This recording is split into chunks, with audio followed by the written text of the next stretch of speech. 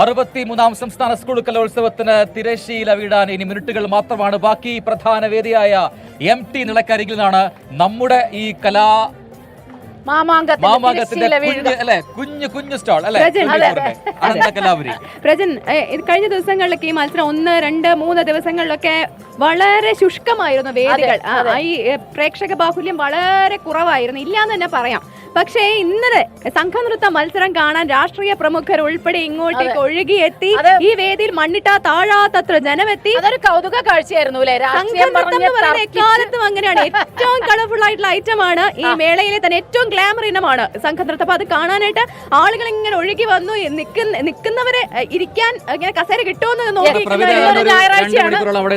അതെ, അത് ആസ്വദിക്കുകയും ചെയ്തു. അതുപോലെ രാഷ്ട്രീയ നേതാക്കളൊക്കെ തമ്മിലുള്ള ഒരു സൗഹൃദമൊക്കെ പ്രേക്ഷകരിലേക്ക് എത്തിക്കുകയും ചെയ്തു. കുട്ടി വന്ന് നിൽക്കുന്നുണ്ട്. പിന്നെ ഒരു വയലിനിസ്റ്റ് ആണ്, പ്രൊഫഷണൽ വയലിനിസ്റ്റ് ആണ് അപർണ പ്രദീപ് അല്ലേ? ഹലോ അപർണ, മത്സരം കഴിഞ്ഞിട്ട് എങ്ങനെയുണ്ട്? അടിപൊളി. Alappuzha ECEK union. ആലപ്പുഴക്കാരിയാണ്. ഓക്കെ, എത്ര നാളായിട്ട് വയലിൻ പഠിക്കുന്നുണ്ട്? 12 years. 12 years. വാവ്. വെസ്റ്റേൺ ആണോ അല്ല കർണാട്ടിക്? കർണാട്ടിക് വെസ്റ്റേൺ ഉണ്ട്. ഇപ്പൊ എന്താ മോള് പെർഫോം ചെയ്യാൻ പോണേ? കംഫർട്ടബിൾ ആയിട്ട് അടിപൊളിയായിട്ട് വന്ന് എന്താണ്? ഏത് പാട്ട് വേണമെങ്കിലും വായിക്കുന്നതാണ് പറഞ്ഞത്. അപർണയ്ക്ക് കുറെ ഫാൻസ് ഒക്കെ ഉണ്ട്. അപ്പൊ ഏത് പാട്ട് വേണമെങ്കിലും വായിക്കുന്നു പറഞ്ഞു. ഏറ്റവും ഇഷ്ടമുള്ള പാട്ട് ഒന്ന് വായിച്ച് ആദ്യം നോക്കട്ടെ. തുടങ്ങല്ലേ? Ready ready ready.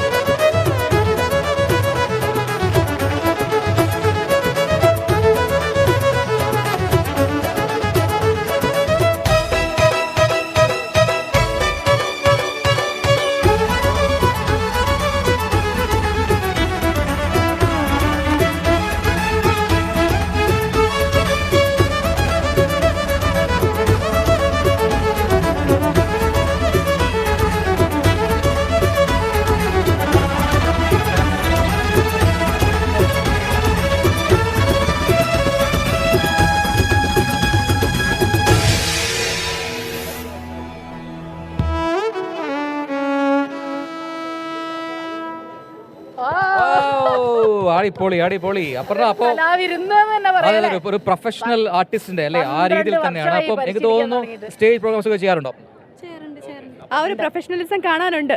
ഓക്കെ, അപ്പൊ എനിക്കൊന്ന് പ്രേക്ഷകർ അതിൽ ഇങ്ങനെ നമ്മളെ പോലെ ലയിച്ചിരിക്കുകയാണ്. അപ്പം ഒരു പാട്ടുകൂടി വേണമെങ്കിൽ വായിക്കാം.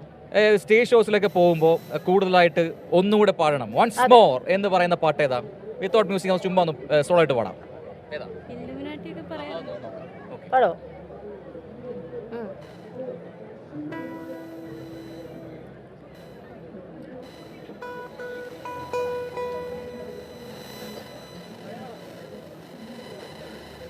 ഓക്കെ.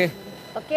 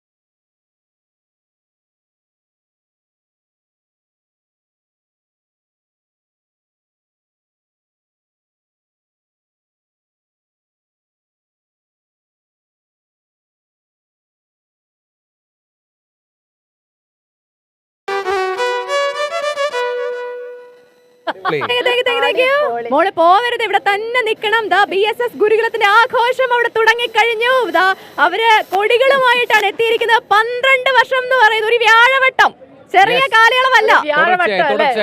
അല്ലേ? പക്ഷെ അപ്പോഴും നമ്മുടെ തൃശ്ശൂരിനെ മാറ്റി കുറയുന്നില്ല. ഇത്തവണത്തെ പാലക്കാടൻ കാറ്റിനെയൊക്കെ വകഞ്ഞു മാറ്റിയാണ്, കണ്ണൂരിന്റെ പടയോട്ടത്തെയൊക്കെ വകഞ്ഞു മാറ്റിയാണ് ഏറ്റവും അവസാന ദിവസം തൃശ്ശൂരിന്റെ കുതിപ്പുണ്ടായത്. എനിക്കൊരു സംശയമുണ്ട്. ഇപ്പൊ സലീം മാലിക് ഇനി പറയോ BSS-ലാണ് പഠിച്ചത്? കാരണം ഞാൻ നോക്കുമ്പോ ഇതിൽ കൂടെ